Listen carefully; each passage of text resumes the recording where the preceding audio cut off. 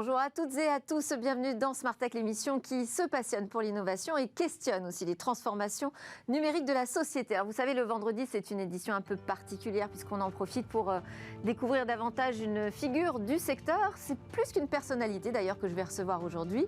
On peut dire qu'il s'agit d'une sommité dans le domaine de l'intelligence artificielle. Il est ingénieur, mathématicien, informaticien, né à Toulouse, mais pourtant il a fait pratiquement toute sa carrière à San Francisco. Il est derrière la co-création de Siri, vous savez, le célèbre assistant vocal que vous avez derrière tous les iPhones. Et puis, il a eu énormément d'aventures entrepreneuriales dont il va nous parler tout à l'heure. Il vient d'endosser d'ailleurs un tout nouveau rôle aux côtés du constructeur français Renault. Ce sera donc la grande interview de Luc Julia, directeur scientifique de Renault désormais.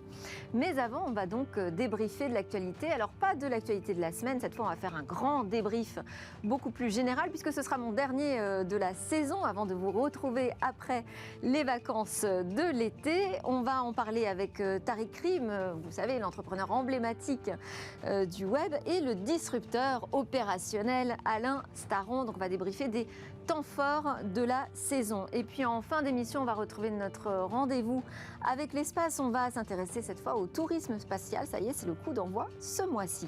Mais tout de suite, donc place au débrief.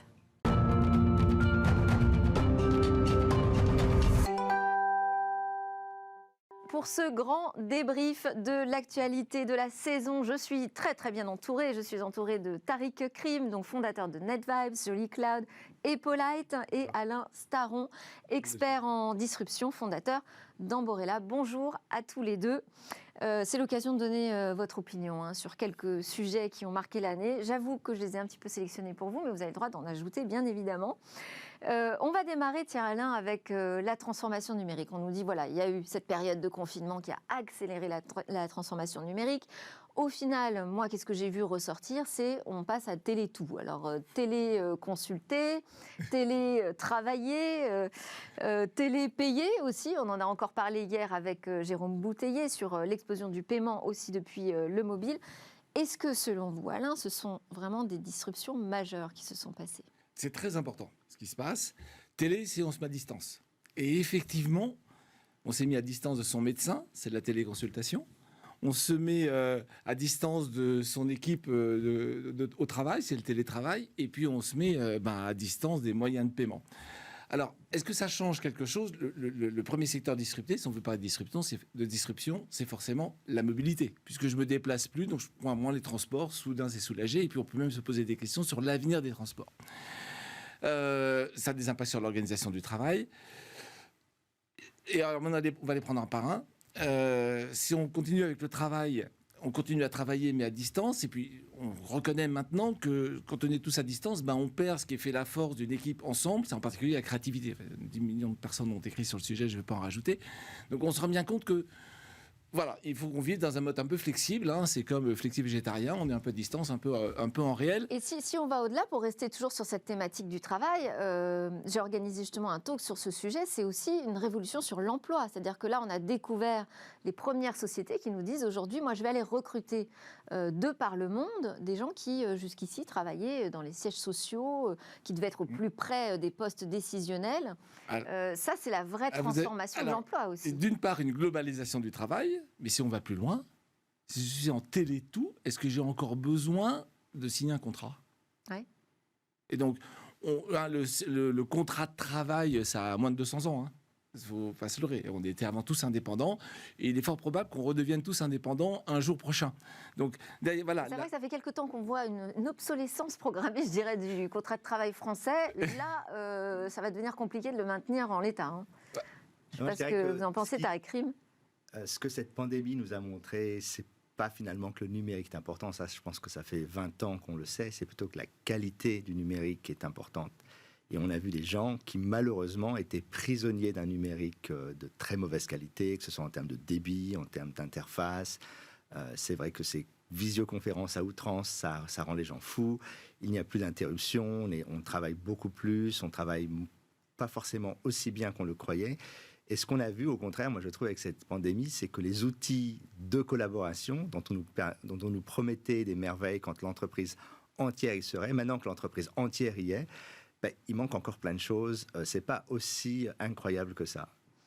Alain, je vous laisse continuer. Oui, donc, disruption du télétravail, c'est probablement la disruption du contrat de travail à la fin du fin. Aujourd'hui, la télémédecine, la téléconsultation, on en a parlé l'autre jour. Et le premier sujet, c'est le point de douleur. Il n'y a plus de médecins dans les campagnes. Bon, on oublie de dire qu'il n'y a plus de médecins du tout. Bon, il n'y a pas assez de médecins, on le sait bien. Et en fait, aujourd'hui, qu'est-ce qu'on voit? Qu'on peut consulter en restant à côté de chez soi, dans sa pharmacie, dans une belle cabine, et puis on a un médecin à distance. Et puis, qu'est-ce que ça porte en prémisse, ça, comme disruption? Le fait qu'on n'aille plus pour diagnostiquer une maladie, mais qu'on aille pour diagnostiquer un état de soi. Et puis, aller depuis « je dois me faire soigner » à « je dois prévenir les futures maladies ».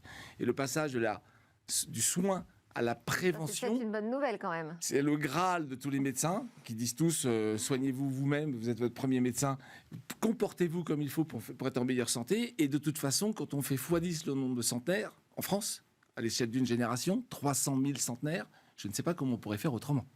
Donc la disruption en question, c'est la disruption du système de santé. C'est-à-dire qu'à un moment, il faut se dire, il faut arrêter de soigner, il faut se prendre en main pour mieux prévenir les futurs problèmes. Tarek Rim là-dessus? Quand on voit la pandémie et quand on voit la gestion, surtout de la maladie, ça c'est vrai qu'en théorie, c'est ce vers quoi on devrait aller. Je pense que l'idée, c'est d'apprendre non seulement d'avoir le soin gratuit, mais la prévention gratuite et évidemment améliorer tout ça. Mais quand on voit ce qui s'est passé avec le Covid, en gros, quand vous étiez malade, vous restiez chez vous. Et si vous étiez au bord de la mort, vous veniez à l'hôpital de toute urgence. Donc en fait, on se rend compte qu'il y a l'aspect pratique des choses et à l'aspect théorique. Et je crois que ce que cette pandémie nous a montré, c'est qu'on s'est heurté à un manque de sens pratique, c'est-à-dire qu'on a idolâtré une certaine vision de la technologie, mais dès qu'elle se met en application, soudain, ça marche moins bien et on a aussi besoin de gens compétents, de gens un peu habiles. C'est-à-dire qu'à l'épreuve du réel, ça a été très déceptif. Ouais. Absolument, je trouve. En même temps, c'est une pandémie mondiale, c'est un truc qu'on n'avait pas vécu depuis de très nombreuses années. Quand je parle de prévention, moi je parle de tout ce qui fait les cohortes qui vont dans les hôpitaux tous les ans, sans attendre le Covid. Enfin, on n'a pas attendu le Covid pour remplir les hôpitaux. Et les médecins vous diront, c'est plein de gens qui pourraient ne pas être là s'ils savaient se prendre en main. Et le problème, c'est que quand je vais à l'hôpital, c'est gratuit. Mais pour l'instant, si je veux soigner ma prévention, autrement dit, m'organiser un peu mieux, c'est payant.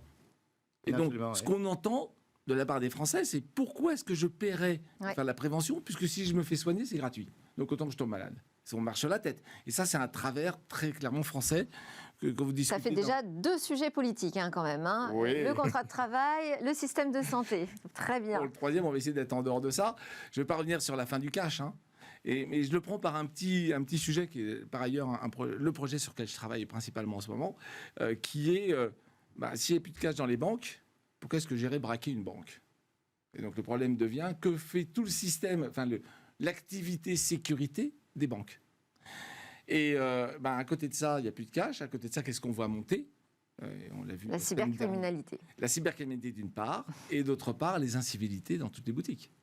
Et donc on se rend compte que ce n'est pas la fin des systèmes de sécurité, c'est la transformation, pour le coup, de la disruption, la transformation de ces équipes-là, de ces métiers-là, vers plus d'humains, paradoxalement ou pas paradoxalement. On est tous éloignés. Quand on se rapproche, ça se passe moins bien. Je ne suis pas sociologue, donc je tire une conséquence. Et donc là, on assiste à une vraie transformation en devenir des gens qui font la sécurité des biens et des personnes, qui vont probablement faire moins de biens et plus de personnes. On va enchaîner avec, quand même, on va revenir sur un autre sujet politique, c'est les débats autour de la souveraineté numérique française et européenne. Alors, on a vu qu'on avait quelques dissonances au sein même de la France. Tout le monde n'a pas forcément la même idée de ce que doit être cette souveraineté numérique. Tarek Rim, vous avez écrit là récemment un sujet très intéressant, Lettre à ceux qui veulent faire tourner la France sur l'ordinateur de quelqu'un d'autre. Expliquez-nous. En fait, ce livre que j'ai écrit dans la foulée de l'annonce du plan cloud, puisque comme vous le savez, le 17 mai dernier, Bruno Le Maire, Cédric O et Amélie de Montchalin ont présenté la nouvelle stratégie cloud de la France. Et cette stratégie... Un cloud souverain, j'ai entendu. Fait entrer les GAFAM, ou en tout cas deux entreprises, Google et Microsoft, au cœur de l'État. Pour des observateurs ou des acteurs, comme je l'ai été depuis des années, ça me semble être une folie. Je dirais même pire, on entre dans l'inconnu. C'est-à-dire qu'on va installer des systèmes... Là, parce que vous allez un petit peu vite, c'est vrai. quand même. Ce que vous êtes en train de dire, bon, alors déjà, l'idée de l'ordinateur de quelqu'un d'autre, donc c'est l'idée du cloud. OK. Et ce que vous nous dites, c'est que la politique souveraine française favorise d'entrée de jeu les acteurs puissants et donc les GAFA. En fait, ce qui est incompréhensible, ou quand on regarde, est en fait clair, c'est que depuis 40 ans, nos élites ne comprennent rien à l'Internet, à la technologie, ne savent pas faire. Et donc, quand on nous dit depuis 40 ans, le retard français, il est urgent d'eux, la réalité, c'est vous avez tout raté parce que vous n'avez pas su mettre les bonnes personnes en charge de ces projets. Ce qu'on a fait dans les années... Pourtant, il y a quand même des personnes qui ont essayé, qui s'y sont intéressées. Vous avez même conseillé d'ailleurs certains pays. Oui, mais fondamentalement, ce qui s'est passé depuis les années 90... Il y a le Conseil national du numérique, par exemple. Le Conseil national du numérique, certes. Mais ce qui se passe à la fois dans les grandes entreprises, mais aussi au sein de l'État, c'est qu'on a dit « Ah, l'informatique, ça coûte trop cher, on va tout donner aux sociétés de services ». Et donc, on a vidé les ministères, mais aussi les entreprises de talent, et on a commencé à avoir ces projets à la chaîne qui n'en finissent plus, facturés à la journée, mais on ne sait plus, enfin, Chorus, Louvois, enfin, tous ces grands échecs numériques, et je donne cela, mais il y en a des dizaines d'autres.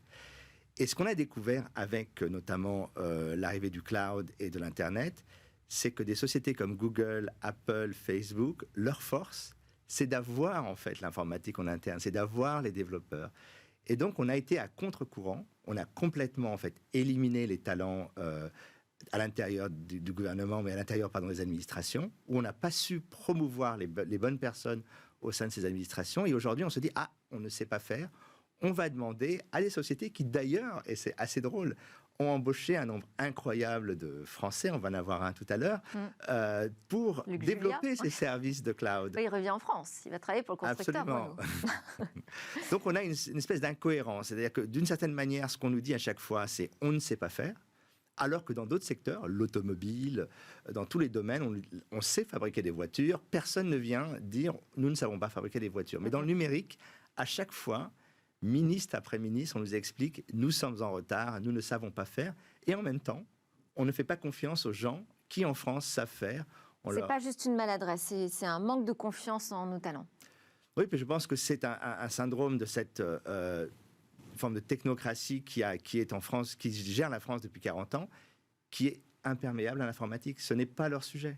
C'est peut-être le droit, c'est la politique, c'est la communication. On n'a que des gens qui ont des profils de communication qui se sont retrouvés au numérique. On n'a jamais eu d'experts. Moi, je prône depuis des années l'idée d'avoir un CTO, quelqu'un qui a une feuille de route claire, qui dit voilà la technologie, voilà ce qu'on va faire, voilà les technologies qu'on va faire, ce que fait Google, ce qu'ont fait les États-Unis, puisqu'il y a toujours un CTO auprès du président américain qui le conseille sur ces questions. Et là, en fait, on a l'impression qu'on est en roue libre, et j'allais dire même on va dans l'inconnu.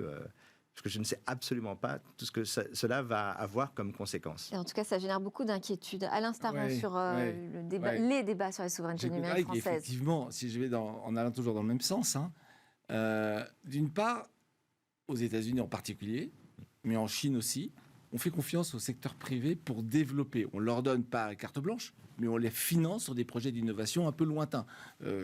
La plupart des GAFAM ont démarré comme ça, avec des contrats officiel. En France, on est plutôt dans quand je donne un ordre, c'est pour moi et circulaire, rien à voir. Donc on brise la possibilité de la sphère privée de développer des produits probablement plus en même de rencontrer leur marché qu'une directive étatique en disant tu fais pour moi. Donc c'est une des raisons qui fait que l'absence de confiance... Après, il y a plein d'entreprises françaises tech qui aimeraient bien qu'on leur dise tu fais pour moi. Au niveau de l'État. Oui, mais non, justement, parce que le travers, il est au niveau de l'État. Le carnet de commandes est un peu vide. Exactement. Donc, il manque cette fibre capitalistique, il faut appeler un chat, où il y a une confiance partagée entre les gouvernants et la sphère privée qui fait développer sur des sujets... Enfin, l'aérospatial, c'est le même sujet. Vous comparez Tesla et Ariane. Voilà, on a compris ce qu'on avait pris comme retard. Ensuite, une fois qu'on en est là, c'est un constat, on est en retard. Qu'est-ce qu'on fait? Pour l'instant, on court après. On se dit, on va faire comme les autres. Ma recommandation, c'est, puisqu'on est en retard, regardons le coup d'après. Le Cameroun n'a jamais développé de téléphone fixe. Ils sont passés au téléphone mobile. Les Indiens vont jamais développer un EDF. Ils passent à l'énergie solaire, etc., etc., etc. Quand vous êtes en retard sur un sujet, sautez sur le sujet suivant et sautez-y de la bonne manière, c'est-à-dire en faisant confiance à une sphère privée, en orientant les sujets et en y allant. Alors c'est quoi la sphère, à mon avis, le post-cloud? Mon sujet en ce moment, c'est de faire des objets connectés. Bien. Je ne peux pas remonter toutes les données dans le cloud. Ça me coûterait beaucoup trop cher et en télécom et en énergie électrique. Donc, qu'est-ce que je fais? Je traite localement, ce qu'on appelle sur le edge. Je fais de l'intelligence artificielle embarquée locale. Du coup, est-ce que j'ai besoin d'un cloud?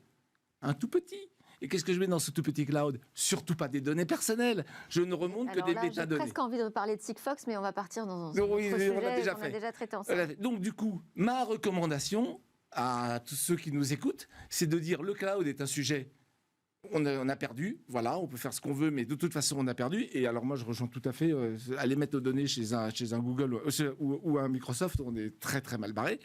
Google, bien pire que Microsoft, mais on en a aussi déjà parlé. Regardons le sujet suivant. Le sujet suivant, c'est les essaims d'objets autonomes. On va transmettre du sens et non plus des données. Donc, c'est ça qu'il faut se dire. Mais aujourd'hui, on a justement beaucoup de compétences dans ces sujets-là. Bah oui. Moi, je ne dirais pas qu'on a perdu. Donc là, je pense que ce qui est important, ce qui est fondamental à comprendre, c'est que le cloud, ce n'est pas de l'infrastructure, c'est du logiciel. Et comme le disait Daniel Glasman d'ailleurs ici même, oui. Le logiciel, c'est simple, il suffit d'une table, d'un ordinateur et du jus de cerveau. On a d'excellentes écoles, on produit des gens des ingénieurs de très bonne qualité, on a tout le savoir-faire. Le vrai sujet, c'est ce qu'on disait, c'est le paradoxe français, c'est que l'État subventionne les entreprises et donc les aide, mais l'État acheteur les tue en n'achetant jamais leurs produits. Donc on a d'un côté la BPI qui aide, et il y a énormément d'aides pour les entreprises, d'ailleurs françaises et américaines. C'est aussi pour ça que les Google et autres s'installent, parce qu'ils ont accès à toutes ces aides et ces ingénieurs de talent. Mais ensuite, l'État acheteur ne sait pas faire confiance. Quand le projet JEDI, c'est quand même 10 milliards de dollars. Le projet JEDI, c'est le département de la défense américain qui fait son service de cloud. C'est 10 milliards de dollars d'un coup. C'est une somme colossale. Ouais. Nous, quand on dépense de l'argent, on ne sait pas le dépenser vers les petites entreprises qui ensuite deviennent des entreprises de taille moyenne et qui ensuite ont une chance de devenir des entreprises de taille plus importante. On décide toujours que quand on est petit, on n'est pas bon. Alors qu'en fait, en informatique, je suis désolé, Google, Facebook, c'est né dans un garage. Il faut peut-être parier un peu plus sur le code, comme le disait Absolument. aussi Daniel Glasman. Absolument. Ouais. Bon, alors, en fait, vous êtes très bavard, bon, moi aussi sans doute. Donc, tous les autres sujets passent à la trappe. Je vous propose qu'on se retrouve à la rentrée, qui va être fin août, assez de bonne heure, le 23 août exactement, pour traiter les autres sujets. Juste, voilà, pour vous dire, moi, ce qui me semblait intéressant aussi de noter, c'est ces GAFAM qui... peut-être sont un peu secoués par des procédures antitrust, mais on ne les a pas encore vus déstabilisés. Ce sera une question qu'on posera donc à notre retour. Il y avait la question de Clubhouse qui a été un phénomène à son lancement. Ça y est, on passait aux réseaux sociaux vocaux, la voice text allait exploser. On se demande si ça ne fait pas pchit. Bon, et puis les NFT, évidemment, on en reparlera, on en parle très souvent dans Smart Tech, la cybersécurité ou encore la régulation des réseaux sociaux. Et demain, peut-être une régulation d'Internet avec le CSA qui vient se mêler de l'affaire. Voilà, ça fait beaucoup de sujets. Je vous réinvite avec grand plaisir. Merci Tariq Rim, entrepreneur, fondateur de Polite, et Alain Staron, fondateur d'Amborella. Merci beaucoup Delphine. Merci beaucoup. Juste après la pause, on retrouve Luc Julia pour sa grande interview.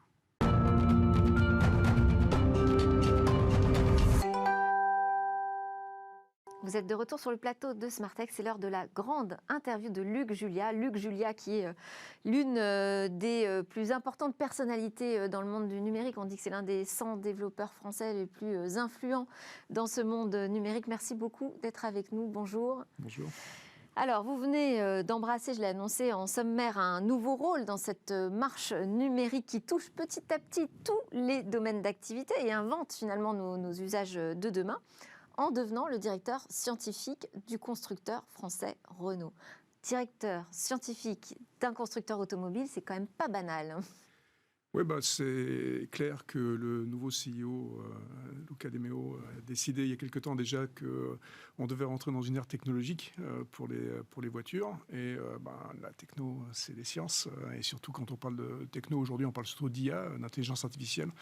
Et pour ça, il faut faire un peu de maths. Et donc, c'est pour ça que je pense que directeur scientifique, ça a du sens.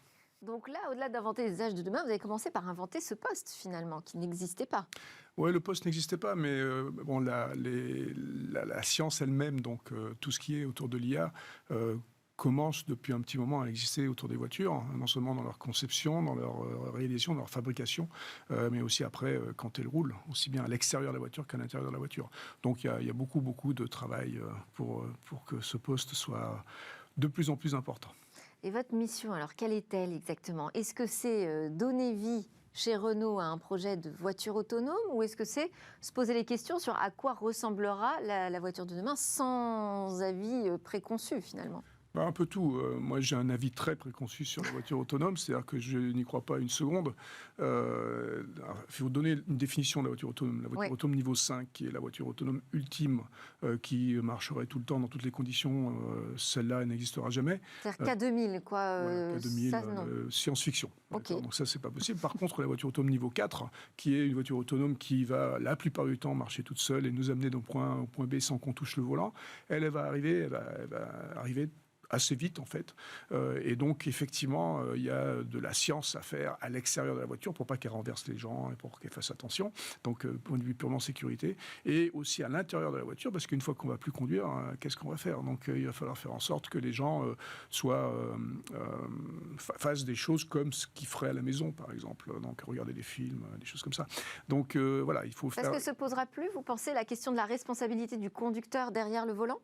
La responsabilité se posera toujours, parce que quelque part, il faut que quelqu'un soit responsable s'il y a un accident. Est-ce que c'est le conducteur parce qu'il n'a pas les commandes, donc peut-être que c'est pas lui? Est-ce que c'est le constructeur?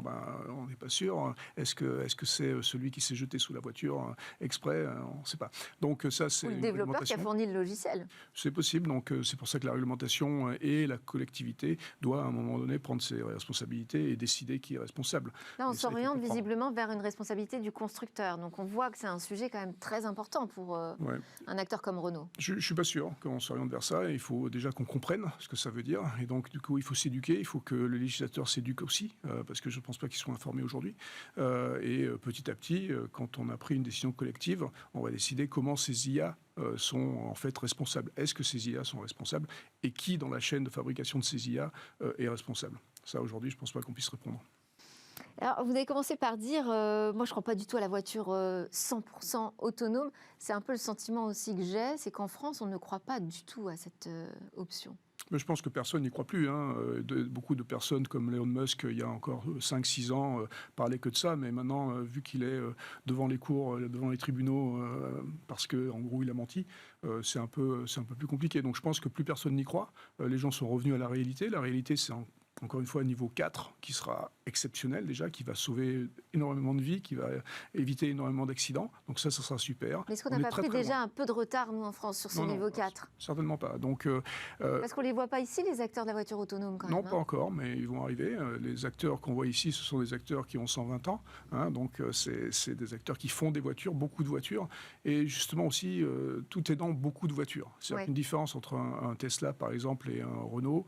C'est que Tesla a vendu l'année dernière 300 000 voitures, un Renault en a vendu plusieurs millions. Donc, il faut un peu respirer. En revanche, en termes de valorisation, ils n'ont pas les mêmes moyens. C'est sûr, ils n'ont pas la même valorisation. Moyens, je ne sais pas. mais la vérité, c'est que petit à petit, les acteurs automobiles historiques vont rattraper leur retard dans tout ce qui est purement la science. C'est pour ça que je suis ici. Et on verra qu'on est capable aussi de délivrer des voitures technologiquement avancées. Et alors, vous travaillez sur des modèles en particulier? Il y a des premiers modèles qui sortent chez Renault de voitures avec un certain degré d'autonomie. Oui, ça on va voir dans les années qui viennent. En fait, là, il y a une roadmap qui a été annoncée il y a quelques temps, il y a quelques mois. On va essayer de suivre cette roadmap et d'être sûr qu'on ne sera pas trop en retard. Bon, on n'en saura pas beaucoup plus, j'ai l'impression. Je disais aussi que vous étiez une sommité en intelligence artificielle. Vous êtes le co-créateur de Siri. Est-ce que vous pouvez nous raconter cette histoire de la naissance de l'assistant vocal que tout le monde connaît aujourd'hui dans le monde?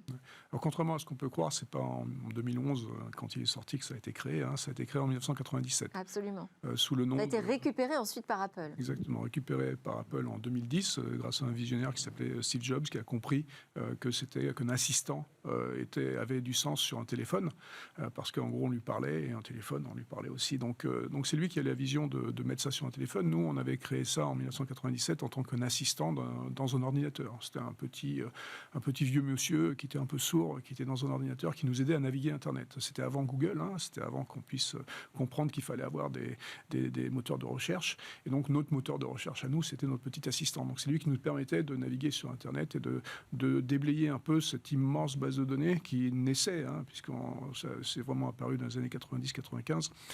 Donc en 97, on avait créé ce petit truc-là qui permettait d'interroger Internet par la voix, parce qu'on considérait que la voix, c'était le moyen le plus facile et le plus agréable, en fait, de pouvoir parler à cette immense base de données. Donc voilà, donc c'est parti en 97. Il y a une boîte qui a été créée en 2007 et qui donc a été rachetée par Apple en 2010. Et donc vous avez intégré Apple à ce moment-là ? À ce moment-là, j'ai pris la direction de Siri chez Apple, pour développer, de passer d'Android à iOS, parce que c'était une application Android à l'époque. Donc on a créé tous les serveurs. Enfin, ça a été une grosse opération qui a coûté très très cher et qui a permis d'avoir la première année 300 millions d'utilisateurs. Oui, et aujourd'hui, je pense qu'ils ne regrettent pas l'investissement. Quel souvenir vous gardez, vous, de votre passage chez Apple à l'époque de Jobs? Le début était extraordinaire, justement, à cause du fait que Jobs nous ait compris, en fait, la technologie. Malheureusement, il est mort le jour de la sortie de Siri dans le public. Et donc, après, ça a été moins compris, on va dire, par ses successeurs, les personnes qui étaient en charge. Oui. Et donc, du coup, on n'a pas pu vraiment développer autant qu'on le voulait l'assistant. Et développer autant les services qu'on voulait. Et on n'est pas resté très longtemps. Mais toute la première partie, qui était les 9 premiers mois, était très très intéressant, parce qu'effectivement, on avait des moyens absolument extraordinaires pour pouvoir développer cette chose qui allait devenir un peu iconique sur iOS. Et alors vous avez donc participé à la création de Nuance, qui est aujourd'hui un leader mondial dans la reconnaissance vocale. Tout à fait. Donc Nuance a été racheté il n'y a pas très longtemps, il y a quelques semaines, par Microsoft pour 19 milliards de dollars.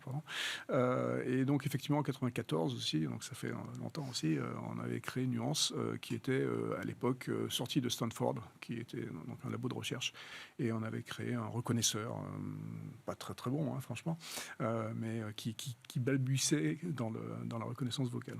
Tout ça fait qu'on dit de vous que vous êtes un des papes de l'IA, de l'intelligence artificielle. Et puis là, bam, vous sortez un ouvrage, l'IA n'existe pas. En fait, vous lui préférez une autre terminologie, l'intelligence augmentée. Oui, alors l'IA qui n'existe pas, c'est justement cette IA dont on parlait tout à l'heure, qui est cette IA de science-fiction. C'est celle-là qui n'existe pas. Je la déteste, parce qu'elle fait croire aux gens ce qui n'est pas vrai. C'est l'IA de Hollywood. Okay, des films, Terminator, Her. Et donc celle-là, elle n'existe pas. Et donc je veux expliquer aux gens ce qui existe vraiment. Parce que par contre, les IA, il y en a plein, multiples. Ce sont des outils finalement relativement simples. Bon, mathématiquement parlant, ils sont un peu plus compliqués que simples. Mais ce sont des outils, et c'est des outils qu'on doit utiliser, qu'on doit continuer à utiliser. Mais il ne faut pas mentir aux gens, parce que si on leur fait croire ce que ce n'est pas, ils vont être déçus. Et donc, en étant déçus, ils ne vont pas vouloir les utiliser, ils ne vont plus avoir confiance. Donc, quand vous dites que vous détestez, justement, c'est ça, votre principale inquiétude? Oui, ma principale inquiétude, c'est de décevoir les gens. Qu'on empêche l'innovation, finalement. Oui, exactement. Qu'on la freine. Parce que c'est ce qui s'est passé plusieurs fois dans l'histoire de l'IA. L'IA, elle remonte à 1956, en fait, donc ça ne date pas d'hier. Et il y a eu plusieurs hivers de l'IA, ce qu'on appelle les hivers de l'IA. Ça a été des moments où, justement, on s'est aperçu que ça ne délivrait pas ce que ça devait délivrer. Et donc, on n'a plus donné de sous. Et donc, du coup, on a arrêté de développer ça. Et l'innovation s'est arrêtée plusieurs fois dans l'histoire de l'IA. Oui, c'est-à-dire si on diabolise une technologie, on risque véritablement de l'abandonner ou de la mettre en danger. Oui, ou si on l'idéalise, en fait, ce qu'on fait un peu aussi. Et donc, on nous fait peur et en même temps, on nous fait croire des choses. L'amour et la haine, ça se rejoint. Et selon vous, on va la retrouver où, cette intelligence augmentée ou artificielle, pour rester dans la terminologie banale? Oui, on va garder l'intelligence artificielle. Où est-ce qu'elle va percer en premier? Dans plein de domaines. Donc, c'est ça qui est très intéressant, c'est qu'elle peut être applicable, tous ces outils, parce que ce ne sont que des outils, peuvent être applicables dans n'importe quel domaine. On a parlé de la voiture, évidemment, donc dans le transport en général, dans la médecine. La médecine est un champ d'application de l'IA qui est absolument fabuleux, avec l'ADN. c'est un champ statistique intéressant. Et donc, du coup, comme ce ne sont que des mathématiques, comme je disais tout à l'heure, il y a un champ d'application magnifique là. Et puis, en fait, quand on réfléchit bien dans tous les domaines possibles, ressources humaines ou n'importe quoi, on peut appliquer un outil d'IA qui va permettre d'aide à la décision. Voilà, exactement. Ça nous permet de décider, ça nous permet de comprendre des choses plus rapidement. Mais c'est pas autre chose que ce qui s'est passé en 1642 quand Pascal a inventé la Pascaline, la première machine à calculer, et c'est exactement la même chose. Quand vous dites que ça va toucher tous les domaines, on peut, si on revient au fantasme et à cette idée un peu futuriste, on peut se dire finalement tout est mathématique. Peut-être que chez nous, dans notre cerveau, tout est mathématique aussi. Peut-être que nos émotions ne sont que des réponses à des schémas électriques. Est-ce que vous partagez la vision d'Yann Lequin qui dit oui, demain, on peut imaginer des machines qui ressentent ou qui, en tout cas, et des émotions. Je ne sais pas si elles les ressentiront, mais... Ouais, je ne pense pas que Yann Lequin dise ça exactement. Je pense qu'il dit que ça se rapprochera plus de notre intelligence que ce que moi je dis. Mais je ne pense pas que l'émotion soit quelque chose qui soit quantifiable facilement. Et donc, finalement, on ne connaît pas encore très bien non plus ce qui se passe nous-mêmes dans notre cerveau. Non, on ne connaît rien. Il faut être clair que les spécialistes du cerveau reconnaissent qu'ils ne connaissent qu'entre 20 et 40% du cerveau. Donc c'est faible, évidemment. Et il y a plein de choses qu'on ne comprend pas. Et quand on vous disait tout à l'heure que notre cerveau est peut-être mathématique, moi je ne pense pas. Justement, notre cerveau, il est biologique, il est physique, mais il n'est certainement pas mathématique. Les mathématiques sortent de notre cerveau, mais ne sont pas dans notre cerveau. C'est nous qui avons inventé les mathématiques. Ce n'est pas nous qui avons inventé la physique, par contre. Et la physique, c'est le monde, c'est notre cerveau. Si un jour, il y a une intelligence artificielle qui ressemble plus à notre cerveau, ça serait une intelligence artificielle basée sur la biologie, basée sur la physique. Et donc ça... Et là, pour l'instant, on en est très loin. Ouais. On est encore dans les mathématiques. Est-ce qu'il y a d'autres innovations, parce qu'il n'y a pas que l'IA, j'imagine, qui vous passionne, d'autres innovations qui vous font encore briller les yeux ? Enfin, c'est tout relié quelque part à l'IA, mais ce qui m'intéresse moi beaucoup aujourd'hui, c'est tout ce qui est les objets connectés, hein, donc tout ce qu'on va appeler des assistants, parce que chaque objet peut devenir un assistant quelque part pour vous aider à faire des tâches au quotidien qui sont pas forcément très intéressantes, mais ils vont tous vous aider et se mettre ensemble pour vous aider à réaliser ces tâches. Et moi, c'est ça qui me passionne, c'est ça qui m'amuse, c'est pour ça que chez moi j'ai 219 objets connectés parce que ils travaillent pour moi, ils font plein de choses pour moi tous les jours. 219, ah oui, c'est impressionnant. Vous dépassez la moyenne. Alors, je disais que vous aviez effectué la plupart de votre carrière en Silicon Valley. Vous y avez aussi cofondé plusieurs startups. Quelle est votre analyse de ce qui se passe aujourd'hui en France, du côté des développeurs français qui s'inquiètent face à un manque de souveraineté numérique, peut-être un manque de confiance de l'État vis-à-vis de ses développeurs, avec des startups qui ont du mal quand elles reposent sur la technique et le code, qui ont du mal à être prises en considération et à obtenir des carnets de commandes de l'État. Ouais. Comment vous voyez ça ? Moi, je suis beaucoup Vous comprenez cette difficulté, cette inquiétude ? Je la comprends, évidemment, mais je pense que les choses ont beaucoup changé depuis une petite dizaine d'années, depuis 2012-2013, avec Fleur Pellerin qui a relancé la French Tech, on va dire, qui a relancé ce souffle d'innovation, d'accord, qu'on avait un peu perdu. Hein. Il y a mes amis américains qui n'arrêtent pas de me répéter tout le temps le mot entrepreneur, en croyant que c'est un mot américain, alors que c'est un mot français quand même. Et donc, du coup, on est quand même d'habitude des gens qui inventons des choses. Et ça, c'est pas nouveau, hein, c'est depuis le siècle des Lumières, donc on est quand même pas mauvais. Et c'est pour ça qu'il faut pas trop se flageller sur les inventions et sur l'endroit où on est aujourd'hui. On est quand même pas trop mal. Maintenant, on n'est pas très bon, par contre, on est bon en start-up, mais on n'est pas très bon en scale-up. Oui. Donc dès qu'il faut commencer à faire des gros, donc pourquoi il n'y a pas de GAFA ou de GAFAM ici en Europe ? C'est certainement parce qu'on ne met pas les moyens. Donc c'est plus une question de sous qu'une question d'idées. Mais la croyance au code, au talent qu'on a aujourd'hui en France et qui se font, comme vous, chassés finalement, ou qui partent d'eux-mêmes d'ailleurs aux États-Unis. Et je pense que justement depuis une dizaine d'années, ça arrive moins. Ouais. C'est-à-dire que moi, je suis une génération, ça fait 27 ans que je suis dans la vallée, effectivement, ça fait longtemps. Mais Yann Lequin, pareil, ça fait très longtemps qu'il est parti.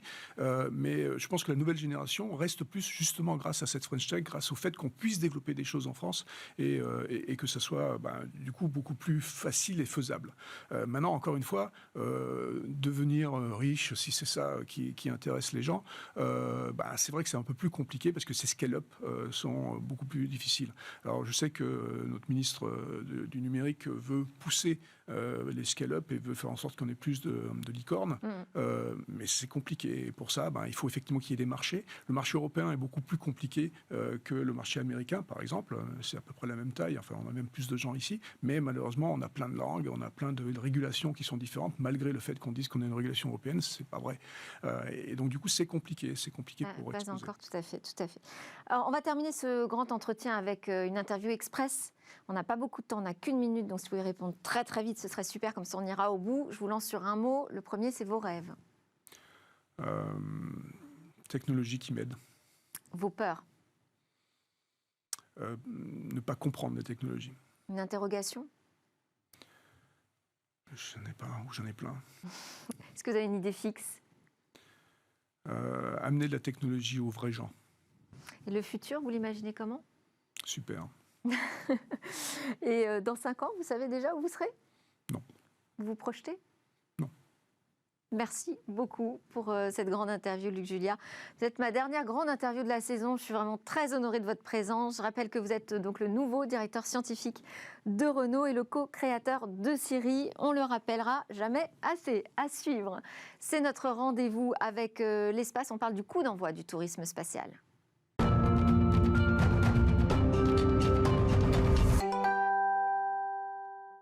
Après Bronson, Bezos, on y est, Cécilia. Bonjour. Bonjour. Les premiers vols touristiques démarrent et le baptême s'est plutôt bien passé avec Virgin Galactic. Oui, effectivement, Richard Branson a donné le coup d'envoi du tourisme spatial en décollant dimanche dernier avec Virgin Galactic, direction l'espace pour un vol suborbital. Regardez les images.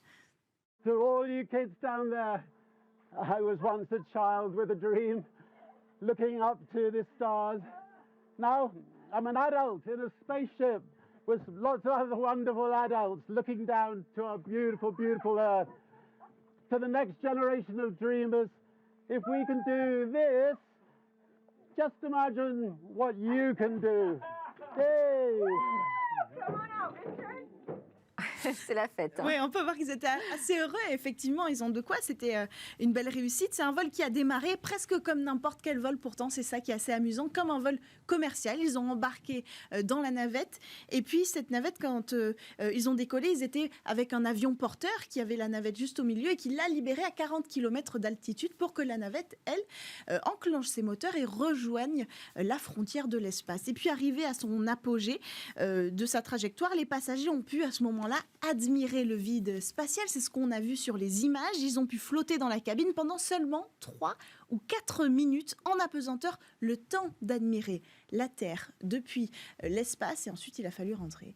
Alors, vous disiez que c'était un vol suborbital. On va peut-être rappeler ce que c'est. Oui, c'est important. En fait, la différence est assez claire. Le vol suborbital, c'est un vol dont la vitesse n'est pas suffisante pour passer en orbite autour de la Terre. En fait, il faut aller assez vite pour se détacher de l'attraction terrestre et pouvoir se placer en orbite. Là, c'est la vitesse juste en dessous qui fait qu'on arrive dans l'espace et qu'on retombe aussitôt qu'on est arrivé dans l'espace.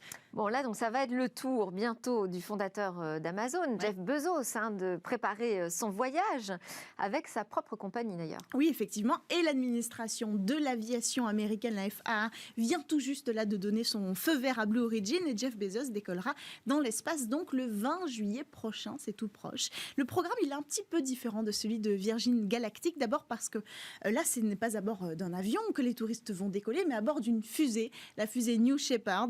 On parle aussi d'un vol suborbital et les passagers seront placés dans une capsule au sommet de la fusée. C'est quand même une autre expérience, hein. Ça a l'air aussi assez intéressant. Alors, cette fusée, elle doit son nom, d'ailleurs, au premier homme, au premier astronaute qui est allé voler dans l'espace, Alan Shepard, comme ses premiers touristes spatiaux. C'est là la référence. Cette fusée, elle a un seul étage. La capsule est fixée au sommet, je l'ai dit, et elle fera 15 mètres cubes environ pour pouvoir laisser flotter en apesanteur les passagers.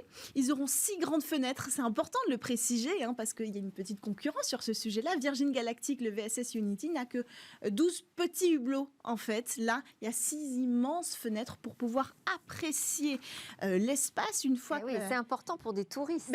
Effectivement, surtout pour une expérience comme celle-là qui va durer que 3-4 minutes aussi environ, donc il faut avoir le temps d'apprécier le paysage. Et donc concrètement, à 75 km, la capsule va être lâchée, va arriver à hauteur des 100 km. Et une fois ces petites minutes en apesanteur, le temps d'apprécier le paysage, la capsule va retomber et des parachutes vont la freiner pour arriver. Résultat, 11 minutes au total d'expérience, décollage et atterrissage inclus. Alors, est-ce que Jeff Bezos ira plus haut que Richard Branson? Oui, 100 km, c'est plus haut que Richard Branson qui a fait 90 km à son apogée. Et c'est important parce qu'on se demande, est-ce que c'est l'espace? À quel moment on est dans l'espace ou pas?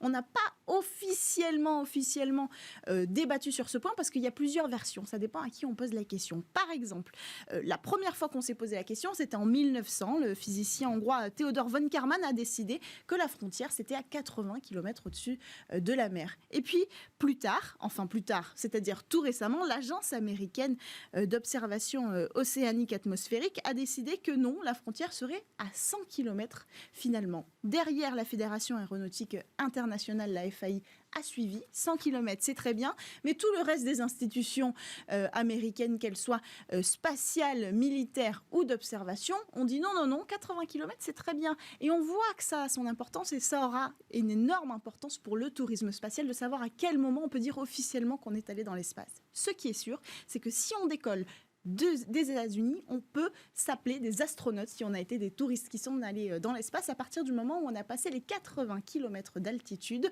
D'ailleurs, l'US Air Force décerne des petites ailes à tous les voyageurs spatiaux qui dépassent les 80 km d'altitude. Et alors d'ailleurs, qui seront ces voyageurs?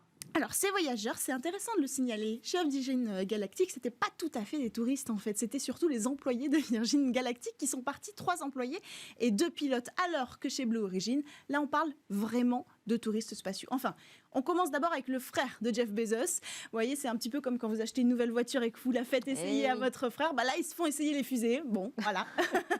Une pratique comme une autre. En tout cas, après, il y a 2 autres touristes pur jus. C'est-à-dire que le premier, j'allais vous annoncer que c'est un invité mystère qui a payé 28 millions de dollars son billet aux enchères virtuelles en seulement 10 minutes. Sauf qu'il a annulé parce qu'en fait, son emploi du temps, ça ne marchait pas du tout avec le vol le 20 juillet. Donc, il partira plus tard, finalement. Et c'est un jeune homme qui va partir. Ce sera le plus jeune passager à partir dans l'espace puisqu'il a seulement 18 ans. Et donc, ce jeune homme, Olivier Diamond, on ne sait pas combien il a payé parce que Blue Origin est quand même assez opaque sur le prix des billets et le business que va engendrer ce tourisme spatial. Il y aura donc le plus jeune, mais aussi le plus vieux passager. C'est une femme, la pilote Mary Wallace Funk, dite Wally, qui va embarquer à 82 ans. Elle doit devenir la plus vieille astronaute au monde.